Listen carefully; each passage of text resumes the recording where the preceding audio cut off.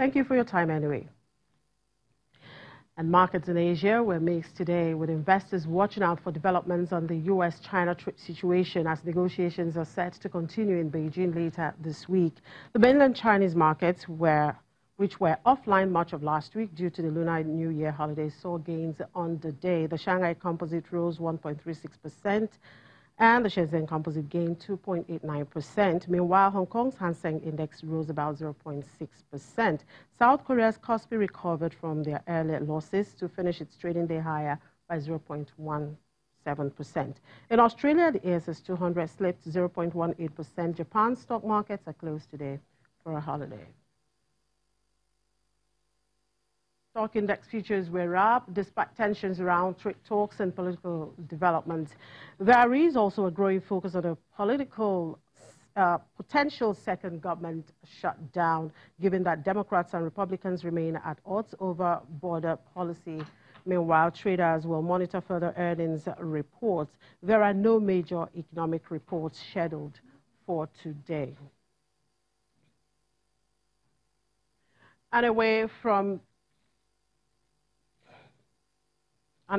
the markets and back here, the 7th session of the World Government Summit opened in Dubai, United Arab Emirates on Sunday. More than 4,000 delegates representing 140 countries, regions and international organizations are in attendance. The summit focuses on climate change, innovative improvement in global governance, application of artificial intelligence, and how science and technology change the future of humanity, with the purpose of foreseeing the orientation of development in different areas of human society and striving to enhance the well-being of the people.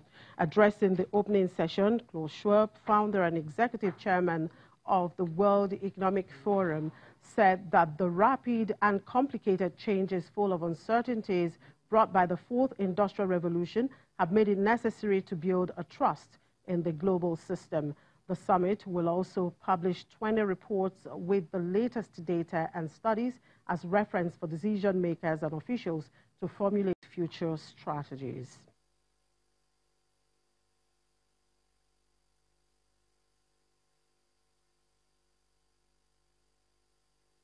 And South Sudan plans to return to producing more than 350,000 barrels of crude per day by the middle of 2020, up from current levels of just over 140,000 barrels per day currently. The world's youngest country, which split from Sudan in 2011, has one of the largest reserves of crude in sub-Saharan Africa, only a third of which have been explored so far. The country lost many of its oil fields to a civil war that broke out 2 years after its independence.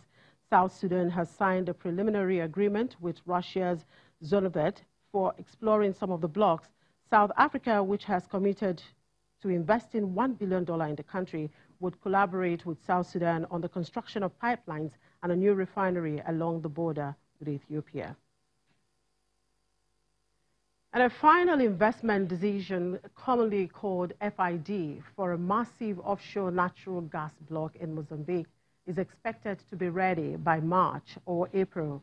This is the first time any of the 7 partners in the block has given a specific timeline regarding an investment plan for the block located east of Mozambique's Rovuma Basin and called Area 1. An FID for the block could unlock value in one of the world's biggest recent gas discoveries, estimated at 75 trillion cubic feet. FID is essentially a stage in funding based on which banks can agree to extend lines of credit for a particular project.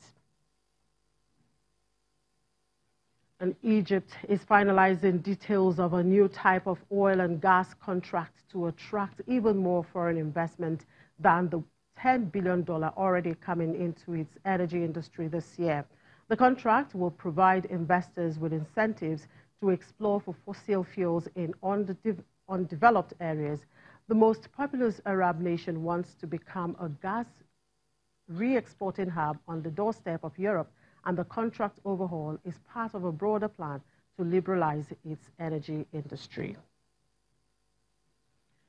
And in response to the announcement of Total's oil and gas discovery 175 kilometers off the southern coast of South Africa, Green Space Africa's senior climate and energy campaign manager, Mel Steele, says this is not something to celebrate. Ms. Steele explains that deep-sea drilling is too risky, as the possibility for an oil spill always exists and the environmental impacts are too significant to be ignored. She cautions that South Africa needs to stop the reckless and dangerous dash for fossil fuels, as the country is blessed with some of the best renewable energy resources in the world. And oil prices fell by around 1% today as drilling activity in the United States, the world's largest oil producer, picked up, and financial markets were pulled down by trade concerns. U.S. West Texas Intermediate crude futures were at $52.09 per barrel, down 1.2% from their last settlement. International Brent crude oil futures were down 0.8% at $61.61 a barrel. In the United States, energy firms last week increased the number of oil rigs operating for the second time in 3 weeks.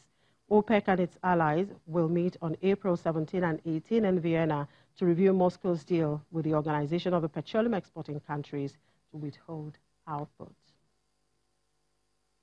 And gold prices eased today as uncertainties around the U.S.-China trade tensions made the dollar buoyant, taking shine off the metal safe haven appeal, even as investors were worried about a slowdown in global economic growth. Spot gold fell 0.2% to $1,311.22 per ounce, while U.S. gold futures declined 0.3% to $1,314.90 per ounce. Gold touched a 9-month high at $1,326.30 in late January on a dovish Fed, but prices have since seen a correction. Meanwhile, palladium fell 1.4% to $1,382.41 an ounce.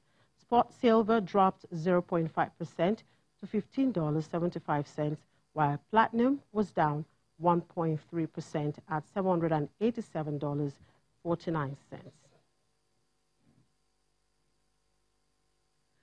We'll take a quick break, and when we come back, we'll look at the latest report by Africa Development Bank on global economic outlook. Just stay with us.